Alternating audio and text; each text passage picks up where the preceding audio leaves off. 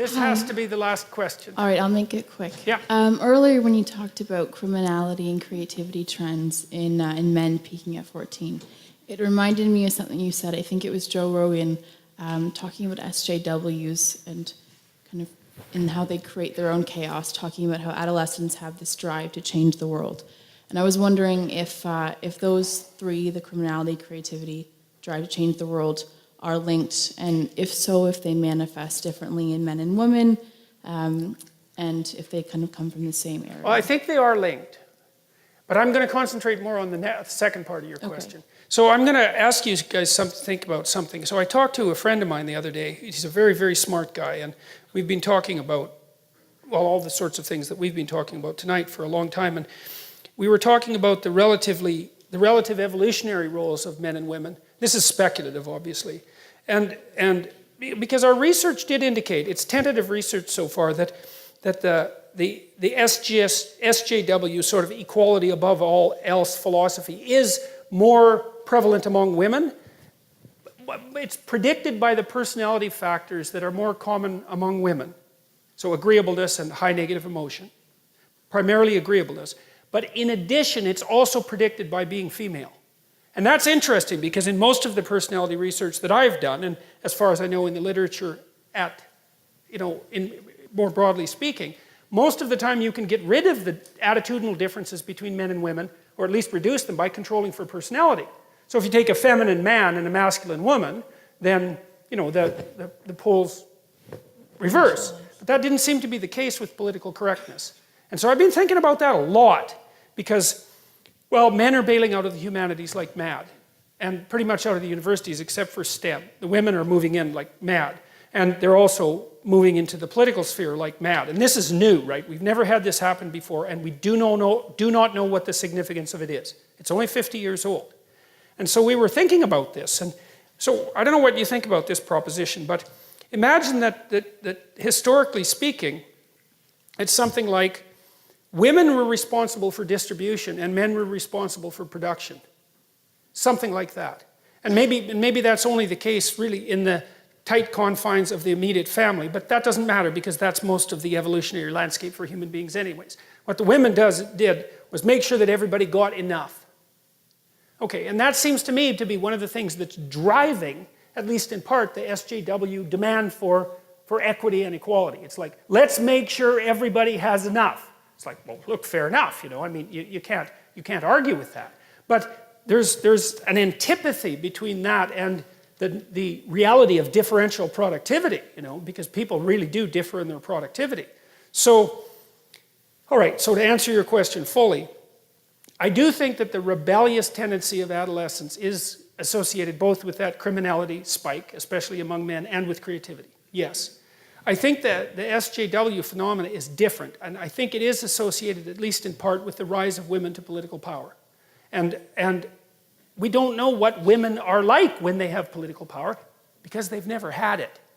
I mean, there's been queens, obviously, and that sort of thing. There's been female authority figures, and females have wielded far more power historically than feminists generally like to admit. But this is a different thing, and we don't know what a truly female political philosophy would be like. But it might be, especially if it's not been well examined and it isn't very sophisticated conceptually. It could easily be, well, let's make sure things are distributed equally. Well, yeah, but sorry, that's just not going to fly. Do you think in terms of the West with SJWs, and you talked about last lecture as well, creating chaos when there is none, otherwise it'd be static, do you think there would be any validity in saying that in a country like Canada where we're pretty gender equal, is there any merit to thinking SJWs are trying to create chaos even when there arguably is none on a mass level? Obviously there's still problems. Why would they do that? Otherwise it would be static. And that drive, well, it wouldn't, but I'm just wondering. So I read this quote once, and I don't remember who said it. It might have been Robert Heinlein, for crying out loud, science fiction author. That springs to mind, but it probably wasn't. And the proposition was that men tested ideas and that women tested men. And I kind of like that. There's something about that, And now, obviously, it's an overgeneralization, but we also don't know to what degree women test men sheerly through provocation. It's a lot, because if you want to test someone, you don't have a like little conversation with them. Like you poke the hell out of them and you say, okay, like I'm gonna like go after you and see where your weak spots are.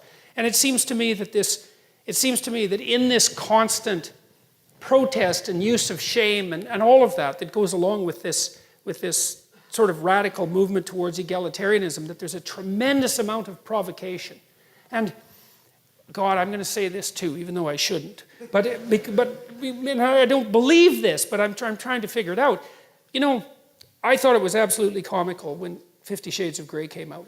I just thought that was just so insanely comical that at the same time, there's this massive political demand for like radical equality and say with regards to sexual behavior, and the fastest selling novel the world had ever seen was S&M Domination, right? It's like, oh well, we know where the unconscious is going with that one, don't we? And sometimes I think, like, because one of the things that I've really tried to puzzle out, and it's not like I believe this, right? I'm just telling you where the edges of my thinking have been going, is that you have this crazy alliance between the feminists and the radical Islamists that I just do not get. It's like the feminists, it's like why they aren't protesting nonstop about Saudi Arabia is just completely beyond me. Like I do not understand it in the least. And I wonder too, I just wonder bloody well, this is the Freud in me, is like, is there an attraction, you know, is there an attraction that's emerging among the female radicals for that totalitarian male dominance that they've chased out of the West?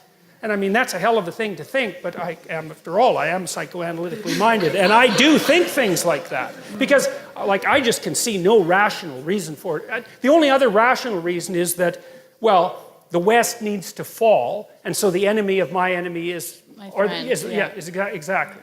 Now, what is it? I got that wrong, but... The enemy of my enemy is my friend. Yes, exactly. And that's why Islamists tend to vote liberal as well. Yes, well, so that could be the case. But I'm not going to shake my suspicion about this unconscious balancing, because as the demand for egalitarianism and the eradication of masculinity accelerates, there's going to be a longing in the unconscious for the precise opposite of that, right? The more you scream for equality, the more your unconscious is going to admire dominance. And so, well, that's how you think if you're psychoanalytically minded. And, you know, I'm a great admirer of Freud. He knew a hell of a lot more than people like to think. And so, which is partly why everyone still hates him, even though it's been 100 years since he's, you know, really been around.